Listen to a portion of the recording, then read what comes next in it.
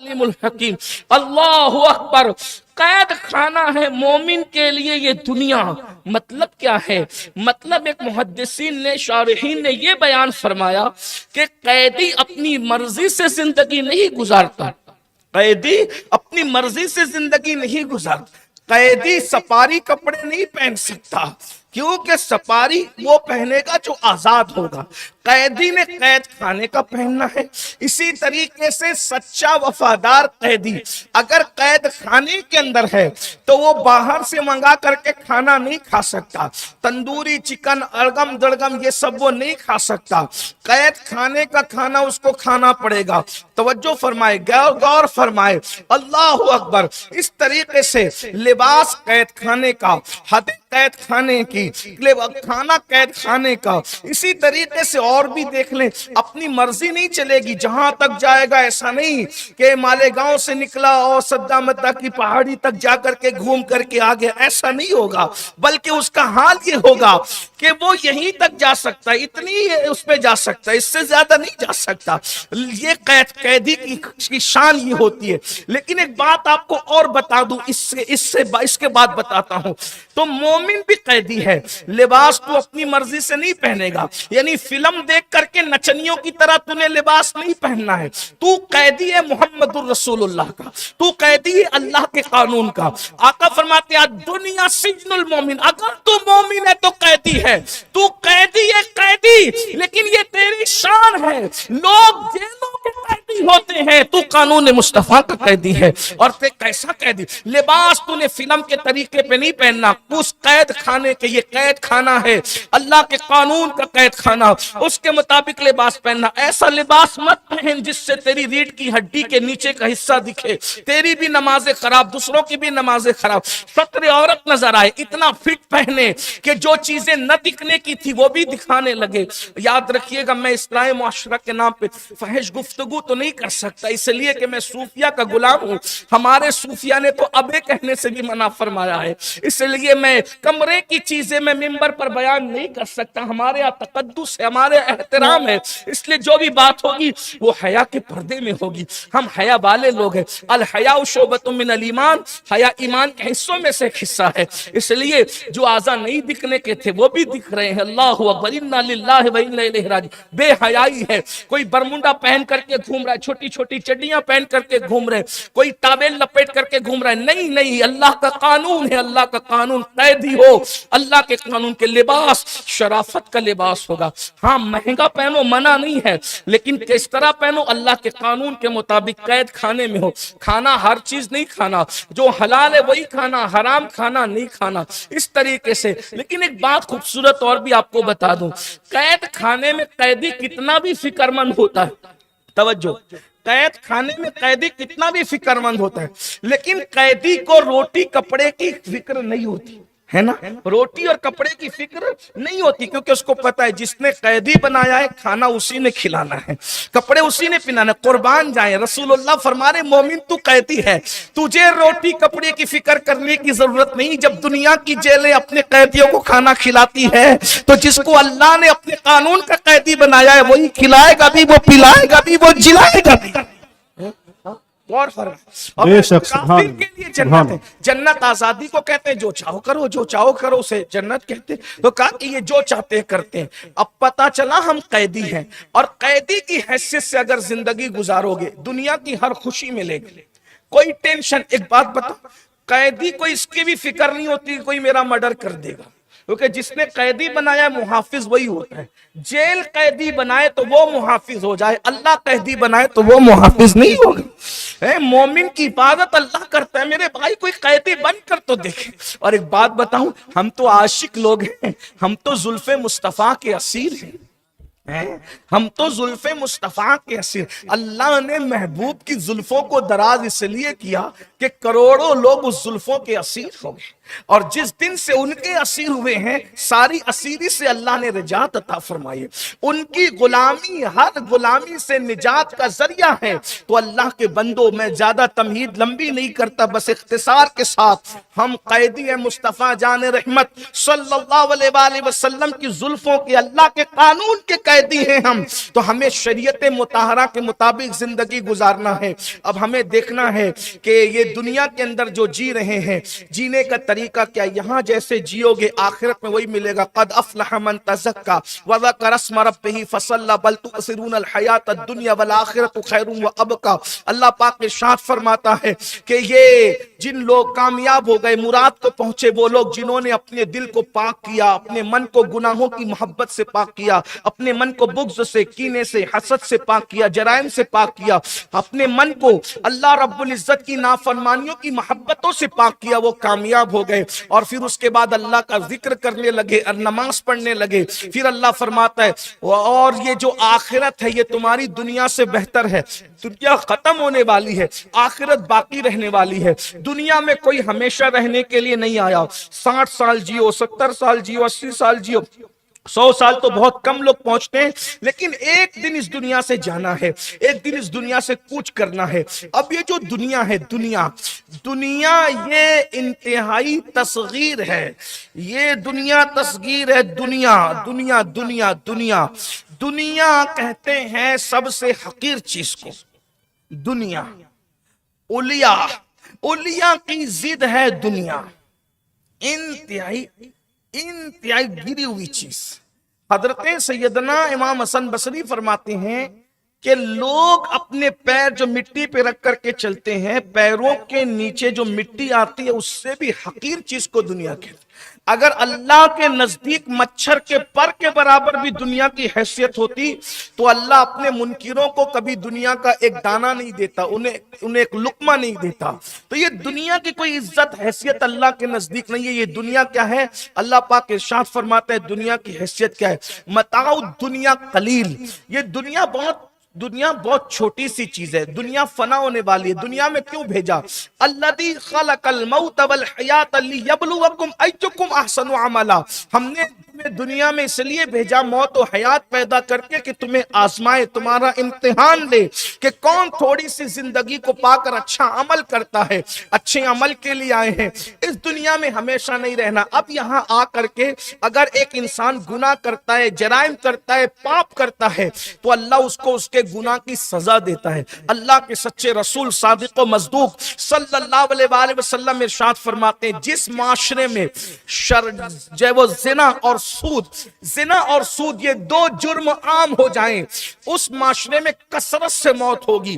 اور صوفیہ فرماتے ہیں زیادہ مرنے والے جوانوں کی تعداد ہوگی۔ کہاں؟ جہاں سود زیادہ عام ہو جائے، زنا عام ہو جائے، وہاں موت کثرت سے ہوگی، لوگ کثرت سے مریں گے، کثرت سے لوگوں کو موت آئے گی۔ اب پورا شہر چیخ رہا ہے، اتنے لوگ پھانسی لے کر کے مر گئے، اتنے لوگ جو ہے وہ بائک پر مر گئے، اتنے لوگ ڈوب کر کے مر گئے۔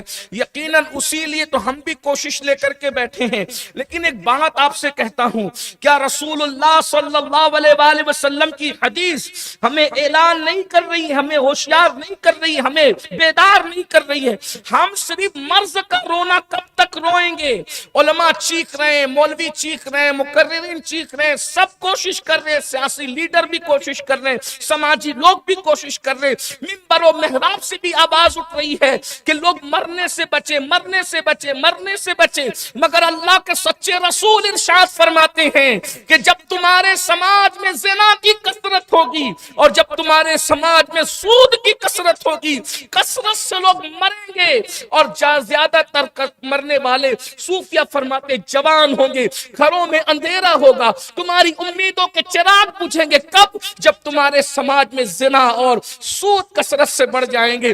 ٹٹولو تو صحیح، مالیگاؤں کے غجور مسلمانوں، کیا ہمارے سماج میں ہر دوسرا تیسرا فرد جو ہے وہ سود میں مبتلا نہیں ہو گیا؟ لوگ کہتے ہیں ہر چوتھا آدمی شوگر کا مریض ہے، میں کہتا ہوں ہر دوسرا آدمی سود کا مریض ہے۔ وہ سود جس کے بارے میں اللہ پاک نے ارشاد فرمایا قرآن میں کہ ہم تجارت کو بڑھائیں گے، سود کو برباد کریں گے۔ سود میں شہر ڈوب رہا ہے، کون بچائے گا؟ مرنے والوں کو، پھانسی والوں کو ہم نہیں بچا سکتے، ایکسیڈنٹس ہم نہیں روک سکتے، پہلے زنا روکنا ہوگا۔ اگر میں غلط کہوں تو آپ میری اصلاح کرنا، ذمہ دار ہوں میں اپنی گفتگو کا۔ کیا آج 99% لوگ ہمارے زنا کے اندر نہیں ڈوب گئے ہیں؟ 99% جوان زنا میں ڈوبے ہوئے ہیں۔ کچھ لوگ تو وہ ہیں جو زنا کرتے ہیں، اور کچھ شریف لوگ جو ہے وہ زنا نہیں کرتے، وہ زنا دیکھتے ہیں۔ ان کے موبائل دیکھو، اپنے موبائل کا جائزہ لو، کون سی فلمیں دیکھتے ہو، کیا دیکھتے ہو؟ صوفیہ فرماتے ہیں زنا کرنا جتنا برا ہے اس سے کم زنا دیکھنا تو نہیں، وہ بھی تو ویسا ہی ہے۔ غور تو فرمائیں، اللہ اکبر۔ آج بھی میرے جوان جو ہزاروں کی تعداد میں سن رہے ہیں، میں ان سے پوچھنا چاہتا ہوں، اگر ان پھانسی والوں سے تمہیں محبت ہے، ان پھانسی والوں سے تمہیں پیار ہے، ان ایکسیڈنٹ والوں سے تمہیں پیار ہے، تو صرف تقریروں سے یہ موت نہیں رکے گی، یہ اموات نہیں رکے گی۔ اگر ان اموات کو روکنا ہے تو زنا پہ کنٹرول کرنا ہوگا، سود پہ کنٹرول کرنا ہوگا۔ یہاں تو حال یہ ہے، ایک طبقہ سود لے کے برباد ہو رہا ہے، ایک طبقہ سود دے کے برباد ہو رہا ہے۔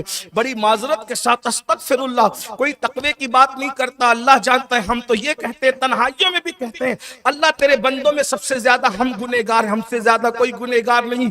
لیکن مسجد میں آنے والی شیرنی کھانے سے بھی اب ڈر لگتا ہے، پتہ نہیں حلال کی ہوگی یا حرام کی ہوگی۔ استغفر اللہ، سود کے اور حرام کے پیسے سے لائی ہوئی شیرنی پہ قل ہو اللہ پڑھ کر وہ حلال نہیں ہو جاتی۔ اللہ اکبر۔ اب تو کسی کی دعوت لینے سے بھی ڈر لگتا ہے کہ اس کے یہاں حلال کا ہوگا، کیونکہ آقا علیہ السلام نے فرمایا جو سود سے بچنا چاہیں گے، سود سے، ان تک بھی سود کا گرد و غبار پہنچ کر کے رہے گا۔ اللہ اکبر۔ میں پورے شہر کے شریف اور غجور اور ذمہ دار علماء، مشائخ، سماجی سیاسی لوگوں سے گزارش کرتا ہوں، اس گنبد و مینار کے شہر کو اگر اموات سے بچانا ہے تو پہلے ہمیں ان دو چیزوں پہ محنت کرنی ہوگی، ورنہ لاٹھی پیٹنے سے کوئی کام نہیں ہوگا۔ کیا شہر سود میں نہیں ڈوب گیا ہے؟ سفید کپڑے، چمکدار ٹوپیاں، داڑیوں کی تراش خراش اور چوری چپ کے سود کا دھندا چل رہا ہے۔ غریب سود لے کے برباد ہے، مالدار غریب سود دے کے برباد ہے، مالدار سود لے کے برباد ہے۔ خون نچوڑ رہے ہو، بے غیرت، بے مربتو، سود کے نام پہ قوم کا خون چوس رہے ہو، اور جو قوم خون چوس کر کے بے مربت ہوتی ہے وہ قوم صفحہ ہستی سے مٹا دی جاتی ہے، اس لیے کہ اللہ اکبر، للو، پنجو، پپو، ٹپو سے اگر جنگ ہو، کون جیتے گا کون ہارے گا کچھ نہیں کہا جا سکتا، لیکن اگر کوئی اللہ سے جنگ کرے تو بتاؤ کون جیتے گا؟ میرے اللہ نے قرآن میں کہا، او سود خورو، او سود کا لین دین کرنے والو، اللہ تم سے جنگ کا اعلان کرتا ہے، اللہ کا رسول جنگ کا اعلان کرتا ہے۔ بتاؤ جب اعلان جنگ اللہ رسول نے تمہارے ساتھ کر دیا تو تمہارا شہر برباد نہیں ہوگا، تمہارا شہر تباہ نہیں ہوگا۔ اصلاح معاشرہ کے جلسے صرف نجات کا سبب نہیں بن سکتے جب تک کہ عملی میدان میں قدم نہ رکھو۔ اللہ سود خوروں کو توبہ کی توفیق دے۔ دھندے سود کے چل رہے ہیں، دیکھو ہمارے خواہشات بڑھ گئی، غریب لے رہا ہے، مالدار دے رہا ہے، دونوں برباد۔ دو ہاتھ تھے معاشرے کے غریب اور امیر، دو پہیے تھے گاڑی کے زندگی کے غریب اور امیر۔ لوگوں کی خواہشات اتنی بڑھ گئی، چھوٹا موٹا دھندا کر رہے ہیں تو سود۔ میں کہتا ہوں چھوٹے سے اور چھوٹا دھندا کرو، آدھی روٹی کماؤ، سود کو شامل مت کرو۔ میرا ایک عزیز میرے پاس آیا 2 دن پہلے، 2 دن، کل کی رات سے پہلی رات، اس نے کہا 50 لاکھ روپے بینک سے قرضہ لینا ہے۔ میں نے کہا مت لے، آدھی روٹی کما، پوری کے چکر میں نہیں پڑنا۔ گو کے بینک کے سود کو علماء نے ڈائریکٹ سود لینے اور اس کے معاملے میں مسائل پہ گفتگو فرمائی ہے، لیکن تقوی کا تقاضا یہ ہے کہ چھوڑ دو، مت پڑو اس میں، اس لیے کہ جتنا تقوی کی طرف جاؤ گے اتنا خدا کا قرب پاؤ۔ ملائی جب کھانے والا کھاتا ہے تو ملائی کھانے والا کبھی بھی خالص ملائی نہ کھا سکا، چاہے رستم ہو، چاہے سہراب ہو، چاہے جنید ہو، کوئی ہو، جب بھی ملائی آتی ہے، میں بہت یعنی تقدس کے ساتھ مثال دے رہا ہوں ورنہ سود کی مثال یہ نہیں بن سکتی، جب بھی ملائی نکالو گے تو اس کے ساتھ دودھ ضرور آئے، چند قطرے ہی صحیح۔ یہ تو دودھ اور ملائی کی کوئی مثال بنتی نہیں، لیکن چونکہ صوفیہ کا مسلک ہے اس لیے تقدس سے، ورنہ اس سے اور کچھ گر کر مثال دی جا سکتی تھی تاکہ گھن بھی آئے، لیکن نہیں کہنا چاہتا کیونکہ زبان کا تقدس ہوتا ہے۔ مگر سمجھانے کے لیے بہت پاکی کو بڑی ناپاکی کے ساتھ میں نے سمجھانے کی کوشش کی، پاکی سے ناپاک، ورنہ اگر میں یہاں ممبر پہ نہیں ہوتا اور صوفی مشرب نہیں رکھتا تو میں یہ کہتا جو کہوں گا نہیں، کہ جب گوبر گرتا ہے نا تو گوبر گر کر صرف گوبر نہیں اٹھتا، گوبر کے ساتھ ساتھ جو ہے وہ مٹی بھی لگتی ہے، لیکن صوفی مسلکوں مشربوں نہیں کہہ سکتا یہ بات۔ اگر پیشاب شربت میں قطرہ ڈال دیا جائے تو قطرہ پیشاب پورے گلاس بھر کے شربت کو ناپاک کرتا ہے، لیکن ایک قطرہ پیشاب کو شربت کبھی بھی شربت نہیں بنا سکتا۔ ناپاکی کی اتنی نحوست ہے کہ ناپاکی اگر پاکی میں جائے گی تو وہ ناپاک کر دے گی، لیکن وہ ناپاکی پاکی میں جا کر کے پاکی اختیار نہیں کر سکتی، یعنی ایک قطرہ پیشاب شربت میں جا کے، لیکن نہیں کہہ سکتے۔ کیوں؟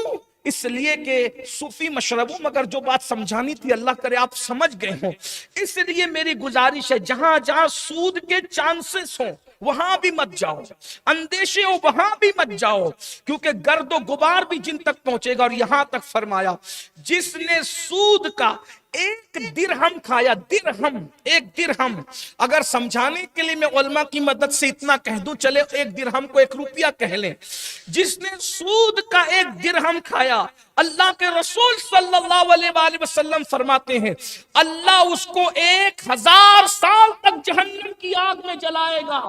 سود کا ایک درہم کھانے والے کو 1000 سال تک جہنم کی آگ میں جلائے۔ جس نے پیٹ بھر کھایا، زندگی بھر کھایا، کپڑے بھی اسی کے پہنے، جمعہ بھی اسی پہ پڑھا، حج بھی اسی سے کیا، عمرے بھی اسی پہ کیے، نیکی کے کام بھی اسی پہ کیے، استغفر اللہ، یہاں تک فرمایا جو حرام روزی سے نیکی کا کام کرتا ہے کہ ڈر ہے کہ کہیں کفر تک نہ پہنچ جائے۔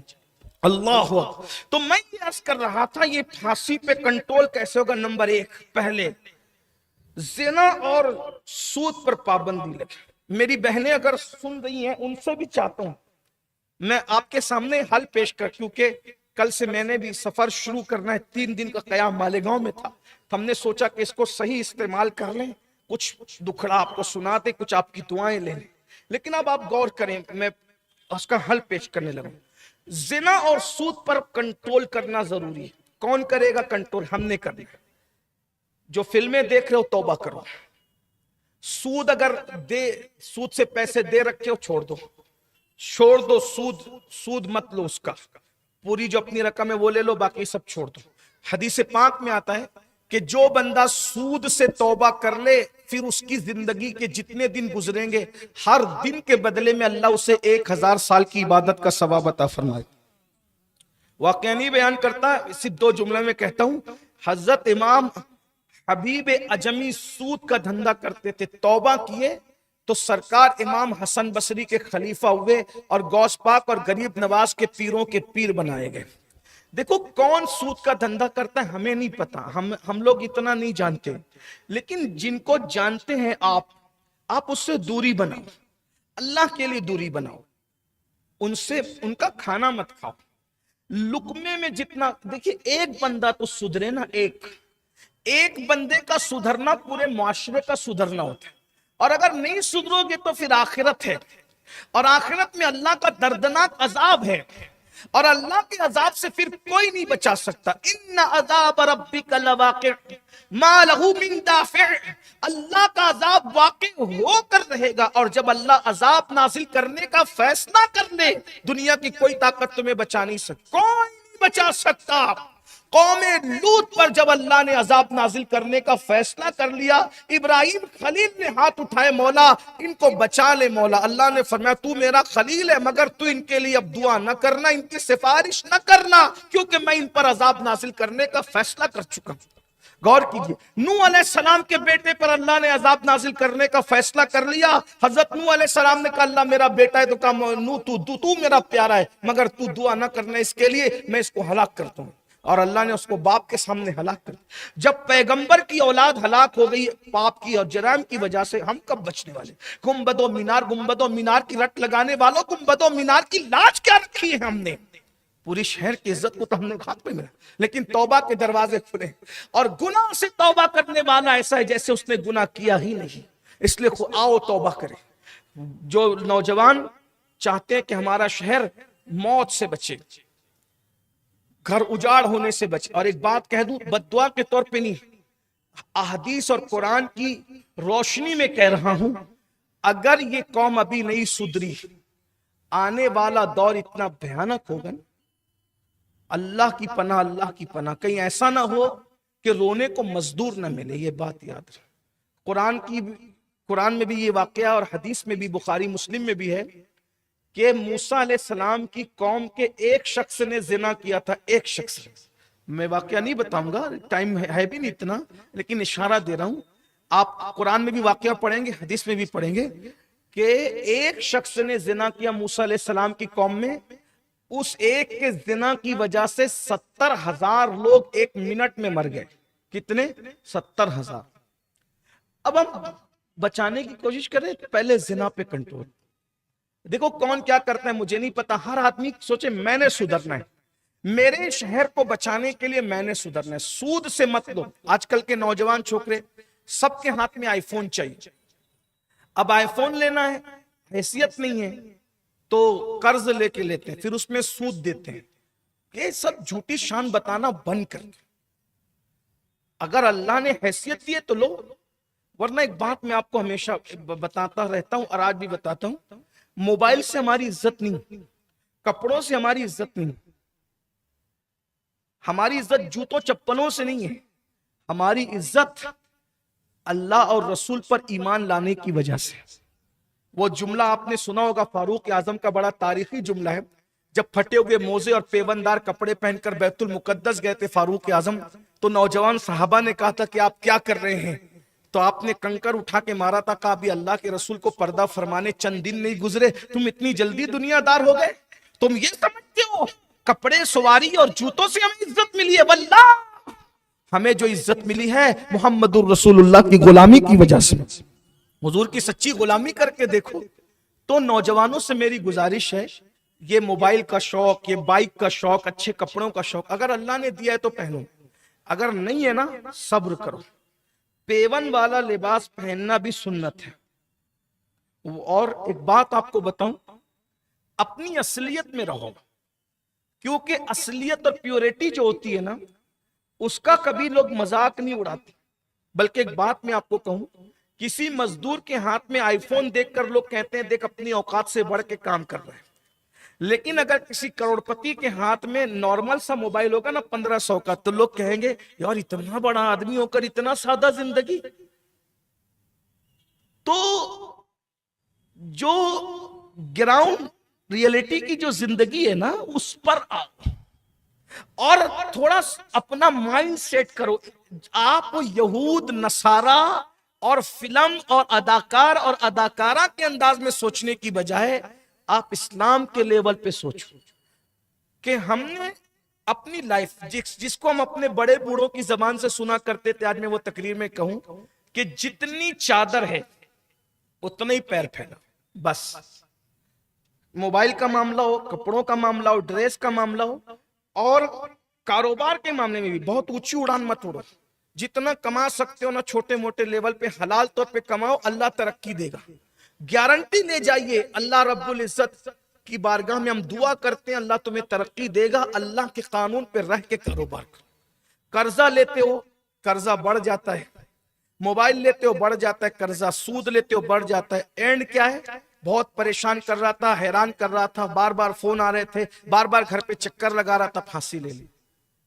آپ نے تو اپنے ہاتھ سے اپنے پیر پہ کڑاڑی ماری نا میرے بھائی۔ میری آواز جہاں تک پہنچ رہی ہے، میں بہنوں سے بھی کہتا ہوں اوپر والوں کو مت دیکھو۔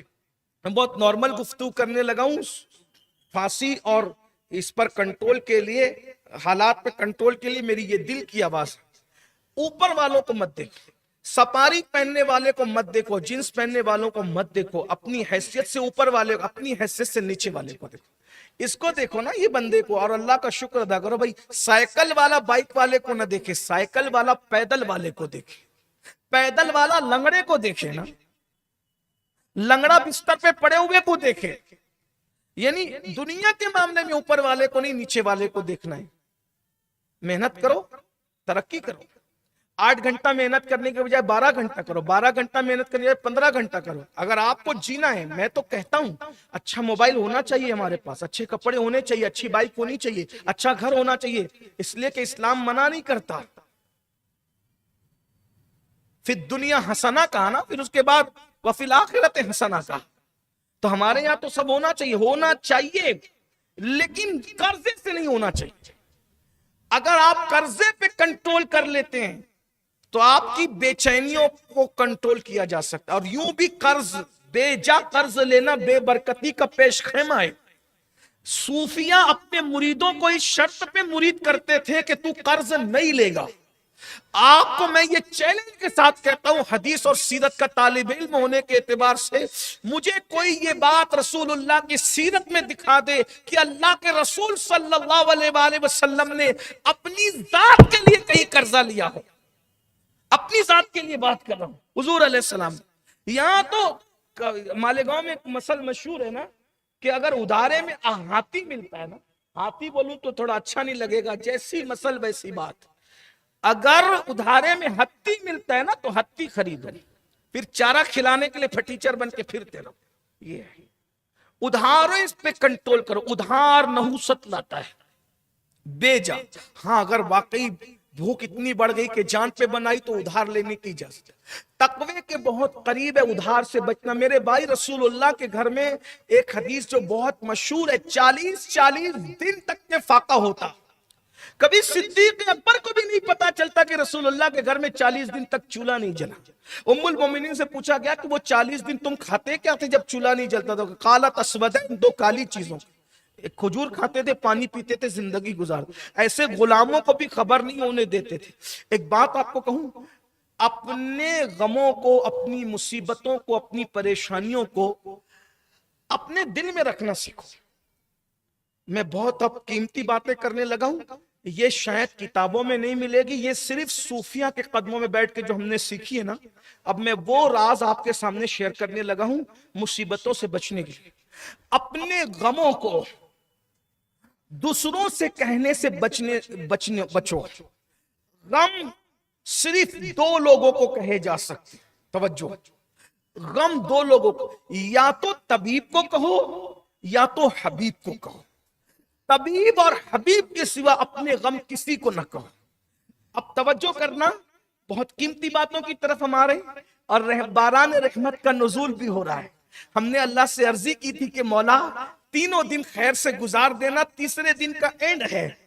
مولا نے لاج رکھی، لیکن میرے شہر کے لوگوں سے میں بالکل بھی نا امید نہیں ہوں۔ میں جانتا ہوں کہ جب یار اتنی مانتا ہے تو میری قوم بھی مانے گی، اور انشاءاللہ یہ سب کربلائی لوگ ہیں۔ اگر یار کی رحمت بڑھ گئی تو میری قوم چھوڑ کے بھاگے گی نہیں انشاءاللہ، میری بات پوری ہوگی نا انشاءاللہ۔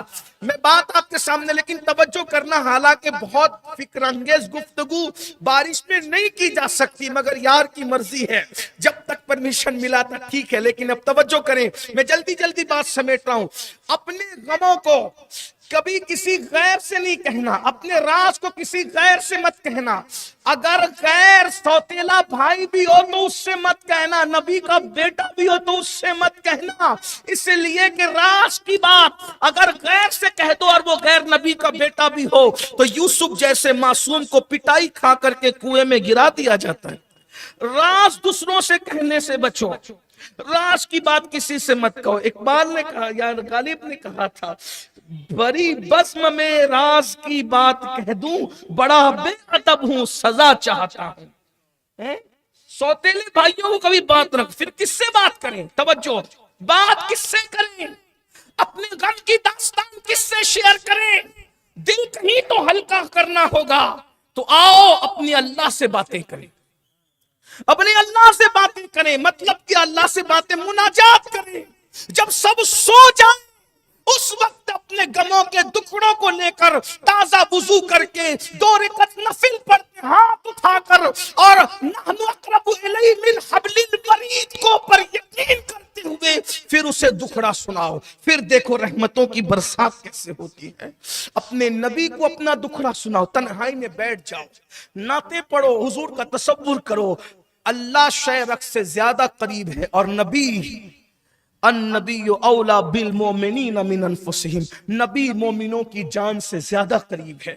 قرآن کہہ رہا ہے، ذرا احساس تو کرو تنہائی میں تمہیں کتنا مزہ آئے گا نا جب تم نبی کو اپنے ساتھ محسوس کرو گے، خدا کی معیت خصوصی محسوس کرو گے تو ایسا مزہ آئے گا، دل میں ہو یاد تیری، گوشے تنہائی ہو، پھر تو خلوت میں عجب انجمن آرائی ہو، آستانے پہ تیرے سر ہو اجل آئی ہو، اور اے جانے جہاں تو بھی تماشائی ہو۔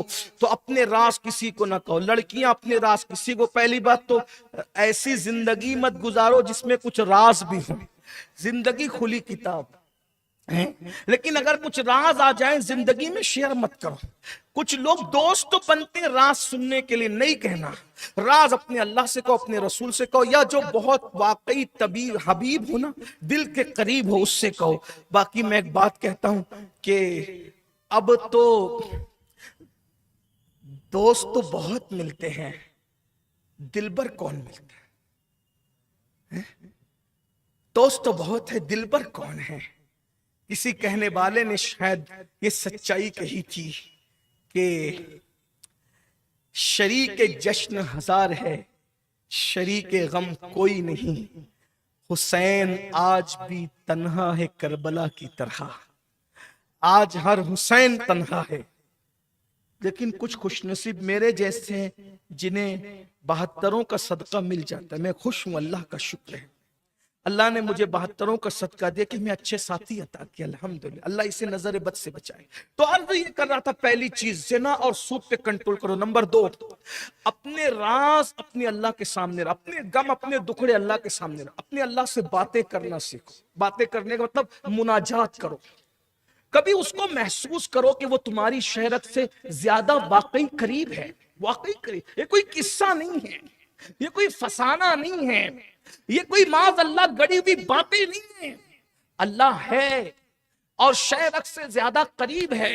اور ایک بات بتاؤں، مولا مشکل کشا سیدنا علی مرتضیٰ نے تو زبردست بات کی، اسی پہ بات میں پوری کر دوں، وقت ہوا بات پوری کروں۔ اللہ اکبر، یہ جو خودکشی کرنے والے سوچتے ہیں نا کہ میری ہر حاجت پوری ہو، توجہ کر، میری ہر حاجت پوری ہو، یاد رکھنا کوئی انسان نہیں جس کی ہر حاجت پوری ہوئی ہو دنیا میں۔ اللہ کے سچے رسول نے 3 دعائیں کی، 2 دعاؤں کو اللہ نے قبول کی اور تیسرے کے بارے میں فرمایا محبوب آپ یہ دعا نہ فرمائیں، حضور رو پڑے۔ تیسری دعا یہ تھی کہ اللہ میری امت میں فرقے نہ پیدا، میری امت آپس میں لڑے جھگڑے نہ۔ کہا حبیب یہ دعا آپ غور کیجیے، رسول کو محبوب کو تعلیم امت کے لیے کہا جا رہا ہے کہ حبیب آپ کی چاہت سے قبلہ بدل دیں گے، لیکن تعلیم امت کے لیے کہ حبیب آپ نے 2 کانگا دے دیا، تیسرے کے لیے آپ کو بھی کہتے آپ محبوب ہونا، سوال نہ فرمائیں۔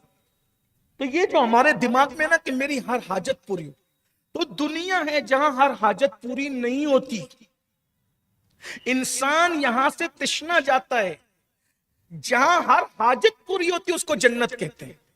اس لیے خودکشی کرنے والوں سے میری گزارش ہے کہ طول عمل یعنی امیدوں کو مت بڑھاؤ، یہ دنیا قلیل ہے، یہاں سمیٹو، جتنی چادر ہے اتنا پیر پھیلاؤ، بہت زیادہ حاجتیں نہ ڈالو۔ مولا مشکل کشا فرماتے میں نے اللہ کو جو پہچانا اس طرح پہچانا کہ میں ارادے کرتا ہوں اور وہ میرے ارادوں کو توڑ دیتا ہے۔ توجہ، جو علی کے ارادوں کو توڑ دے اسے اللہ کہتے ہیں۔ خیبر اکھاڑنا آسان تھا لیکن میرے ارادے کو ہی توڑتا ہے۔ میں نے اللہ کو پہچانا میرے ارادوں کے ٹوٹنے سے، یعنی جب مولا علی کا بھی ہر ارادہ دنیا میں پورا نہیں ہوا تو میرا اور آپ کا ہر ارادہ دنیا میں پورا ہوگا۔ تو کسی لڑکی کو چاہتا ہے کہ وہ مل جائے، نہیں ملی، پھانسی پہ کیوں لٹک رہا ہے؟ اور پھانسی پہ کیوں لٹک رہے ہیں میرے بھائی؟ زندگی گزارنے کے بہت طریقے۔ بلکہ میں ایک بات اپنے نوجوانوں سے کہتا ہوں، کھل کے کہتا ہوں، بے حیائی کی بات نہیں، درد دل کے ساتھ کہہ رہا ہوں، یار کسی سے دل ہی کیوں لگاتے؟ یہ بے وفا لوگ ہیں، برا مت ماننا لڑکے اور لڑکیاں، لیکن یہ سب غدار مکار فریبی لوگ ہیں، کسی کا دل کسی سے لگتا نہیں، سب جھوٹ نفسانیت اور خرافات۔ دیکھو ایک بات میں رکھتا ہوں، ٹائم اگرچہ مختصر ہے لیکن اس کو محسوس کرنا، سمجھنا، لڑکیاں بھی بچیاں بھی سمجھے آپ بھی۔ میں سمجھتا ہوں کہ یہ جو 18 سال 17 سال کے اکثر کیس لٹکنے کے ہو رہے ہیں، پھانسی کے ہو رہے ہیں، مرنے کے ہو رہے ہیں، زہر کھانے کے ہو رہے ہیں، اس میں بہت حد تک یہ سب چیزیں بھی شامل ہیں۔ میں حالانکہ ہر ایک بندہ اسی لیے نہیں مرتا، مگر کچھ چیزیں جو میرے کان پر آئی ہے میں اس کو رکھ رہا ہوں۔ اگر کوئی لڑکی کسی لڑکے سے پیار کرتی ہے تو وہ لڑکی دھوکے باز ہے، کوئی پیار نہیں ہے۔ کوئی لڑکا کسی لڑکی سے پیار کرتا ہے وہ بھی مکار غدار عیار ہے، کوئی پیار نہیں۔ آپ کہیں گے سید اتنی بڑی بات تو کیوں کہہ رہے ہیں؟ میں ایک بات کہتا ہوں، جس لڑکی سے لڑکے نے پیار کیا، لڑکی نے لڑکے سے پیار کیا، دونوں نے کس پہ کیا احسان کیا وہ بتاؤ؟ لڑکی کو دیکھا پیار ہو گیا، لڑکے نے دیکھا پیار ہو گیا، لڑکی نے دیکھا پیار ہو گیا، کچھ نہیں، کسی کا کوئی تعلق نہیں۔ سفید چمڑی ادھر سے دیکھی، سفید چمڑی ادھر سے دیکھی، ادھر کا میک اپ ادھر کا میک اپ، اور ہو گیا پیار، ہے نا؟ اب آپ سے پوچھتا ہوں، لڑکی کا کوئی احسان لڑکے پر نہیں، لڑکے کا کوئی احسان لڑکی پر نہیں، پیار ہو گیا؟ کوئی پیار نہیں ہے، مکاری ہے۔ اگر واقعی اس کے دل میں پیار کرنے والا دل ہوتا ہے اس کے سینے میں، تو جس ماں نے 9 مہینے تک اس کو اپنے پیٹ میں رکھا اس ماں سے اس کو پیار نہیں ہوا؟ جس نے 9 مہینے تک کے 3 کلو کا بوجھ بڑھتے بڑھتے 3 کلو آخری میں ہوا، 3 کلو کا بوجھ، پتھری کا بوجھ مرد اٹھا کر گھوم نہیں سکتے، کبھی تنہائی میں بیٹھ کے ماں کی قربانی سوچو۔ 3 مہینے کا یہ بلکہ 3 کلو کا یہ وزن، 9 مہینے کا یہ بوجھ، پہلے دن جو بوجھ ہوتا ہے نا، پہلے منتھ میں وہ کم سے کم ایک چھٹاک بھی اگر لے لے تو ایک چھٹاک کس کو، کبھی کسی کو ایک چھٹاک کی پتری ہوئی ہے؟ اتنی چھوٹی سی ہوتی ہے، 10 mm 8 mm، ایسے تڑپتے ہیں نا، درد اٹھتا ہے تو پتھری کے درد میں ایسے تڑپتے ہو، پیدائش کے وقت ماں کے درد کو کبھی محسوس کرو۔ جس لڑکی کا کوئی احسان نہیں، اس سے آپ کو پیار ہوتا ہے؟ جس ماں نے 9 مہینے پیٹ میں رکھا، 2 سال تک تمہیں دودھ پلایا، گیلے بستر پہ سو کے تمہیں اپنے سینے پہ سلایا، جن دنوں تم بچے تھے، ہم بچے تھے، ماں نے اپنی نیند کی پرواہ نہیں کی، باپ نے اپنی نیند کی پرواہ نہیں کی، سوچو اس سے پیار نہیں ہوا؟ جس باپ نے انگلی پکڑ کے چلنا سکھایا، جس باپ نے اپنے منہ کا لقمہ ہمارے منہ میں ڈالا، جس باپ نے سردی گرمی برسات کچھ نہیں دیکھا، ارے ہمارا باپ ہی تھا، کبھی حمال بن کر کے اس نے مزدوری کی، کبھی لوم پر کھڑے رہا، لوم سے لوہے سے 8-8 گھنٹے 10-10 گھنٹے لڑتا رہا، سیٹ کی گالی سنتا رہا، اس کے بچوں کی گالی سنتا رہا، لیکن ہمیں پالتا رہا، دھوپ کو دھوپ نہیں دیکھا، ماں نے حسن گنوا دیا، باپ نے اپنا پورا شباب قربان کر دیا۔ اگر واقعی تمہارے سینوں میں پیار والا دل ہوتا تو تم اپنی ماں سے پیار کرتے، اپنے باپ سے پیار کرتے۔ جنہوں نے احسان کیا اس سے پیار نہیں، اور جس کا کوئی احسان نہیں اس سے پیار ہو گیا۔ تو مطلب یہ ہے کہ یہ پیار نہیں ہے، یہ کوئی مکاری ہے، یہ کوئی غداری ہے، جس سے لڑکیوں کو ہوشیار رہنا چاہیے۔ میں سمجھتا ہوں کہ 100 میں 1-2 اگر کوئی ہو جائے تو ہو جائے، لیکن بہرحال ہم کسی شیطانی پیار کے قائل نہیں۔ نفسانیت ہے یہ، نفسانیت، یہ صرف نفس۔ لوگ لیلا مجنو کی مثال دیتے ہیں، میں صوفیہ کی کائنات میں بتاؤں لیلا کوئی وجود نہیں ہے، کوئی وجود نہیں ہے، لیلا جھوٹ ہے، مجنو ہے، لیلا کوئی وجود نہیں۔ آپ کہیں گے کیوں؟ میں نے کہا میرے صوفیہ نے مجھے بتایا کہ مجنو جن کا اصل نام قیس تھا، وہ اللہ کا ذکر کرتے تھے، لا الہ الا اللہ، لا الہ الا اللہ، لا الہ الا اللہ، لا الہ الا اللہ، لا الہ، وہ لا الہ الا اللہ الا اللہ کرتے تھے۔ اور صوفیہ کا طریقہ ہوتا ہے زور سے کہتے تھے لا الہ، دل میں کہتے تھے الا اللہ، لا الہ الا اللہ، دل میں کہتے تھے۔ پاگلوں نے سنا اور کیا کہا، لا الہ کو لیلا لیلا لیلا لیلا، اور اتنے قصے گڑ دیے۔ اور یہ دیکھو جب لیلا مجنو کی داستان ہے تو کہ ہم لیلا مجنو نہ بنے؟ او پاگل، او کوئی لیلا نہیں ہے، وہ لا الہ ہے۔ اگر تو لا الہ سے عشق کرنے آ رہا ہے تو پھر میں تیرے قدم چومنے کے لیے تیار ہوں۔ سبحان اللہ۔ یوسف علیہ السلام نے بھی تو عشق کیا تھا زلیخا سے، استغفر اللہ۔ او اتنے نیچے گر گئے کہ نبی کو بھی تم نے عاشقوں کی فہرست میں کھڑا کر۔ کوئی عشق نہیں تھا حضرت یوسف علیہ السلام کا زلیخا سے، حضرت زلیخا کا عشق تھا حضرت یوسف سے، اور یوسف بھاگتے رہے اس سے دور۔ اور بلکہ یہاں ایک حدیث یاد آئی امام غزالی نے جو لکھی، جب زلیخا نے بلایا نا بدکاری کے لیے تو اس نے 7 دروازوں کے اندر حضرت یوسف کو بلا کے تالے تالے تالے تالے ڈال دیے۔ حضرت یوسف علیہ السلام کے لیے اب تو وہ بے فکر ہو گئی۔ کیوں بے فکر ہوئی؟ کہ میں نے تو 7 تالے ڈال دیے نا، اب یوسف جائیں گے کہاں؟ لیکن اللہ کیا بتا رہا ہے، والذین جاہدوا فینا لنہدینہم سبلنا، جو ہماری راہ میں کوشش کرتے ہیں ہم ان کے لیے رستے بنا دیتے ہیں۔ جیسے زلیخا نے ان کو بلایا بدکاری کے لیے تو حضرت یوسف علیہ السلام، لیکن یہاں ایک بات اور یاد آئی، امام غزالی نے کیا پیاری بات لکھی، سن لیجئے، شاید کبھی یہ بات میں سنا سکوں یا نہیں۔ زلیخا نے جب حضرت یوسف کو زنا کی دعوت دی، بہت خوبصورت تھی، کیوں دی بہت تفصیل سے میں بیان کر چکا ہوں کئی جگہ، لیکن زلیخا کا ایک بت تھا، سونے کی مورتی تھی جس کی وہ عبادت کرتی تھی، تو زلیخا نے اپنا دوپٹہ حضرت یوسف کو زنا کی دعوت دینے سے پہلے اس کے سر پہ ڈال دیا۔ حضرت یوسف علیہ السلام نے کہا یہ تو نے اپنا دوپٹہ اس کے سر پہ کیوں ڈالا؟ کہا تجھ سے زنا کرنا ہے نا، اور یہ میرا خدا ہے، تو خدا کے سامنے زنا کرنے میں شرم آتی ہے۔ تو حضرت یوسف نے کہا جو دیکھ نہیں سکتا اور دوپٹہ جس کی آنکھوں کو چھپا دے، جب تو اس باطل کے سامنے زنا نہیں کر سکتی، میرا خدا تو وہ ہے جس کی نگاہ سے کوئی چیز چھپی نہیں سکتی۔ پھر اس کے سامنے بدکاری، اور پھر حضرت یوسف دوڑے، جب دوڑے ہیں حضرت سیدنا یوسف علیہ السلام تو امام غزالی لکھتے ہیں کہ دروازے پہ پہنچے تو تالا پڑا ہوا تھا، حضرت یوسف وہاں پہنچے تالا خود بخود ٹوٹ کے گر گیا، اور پھر حضرت یوسف آگے نکلے، پھر وہ بھی تالا گرا، وہ بھی تالا گرا، وہ بھی تالا، 7 تالے کھل گئے۔ امام غزالی فرما رہے اگر کوئی بچنا چاہے تو اللہ اس کے لیے تالے بھی توڑ دیتا ہے۔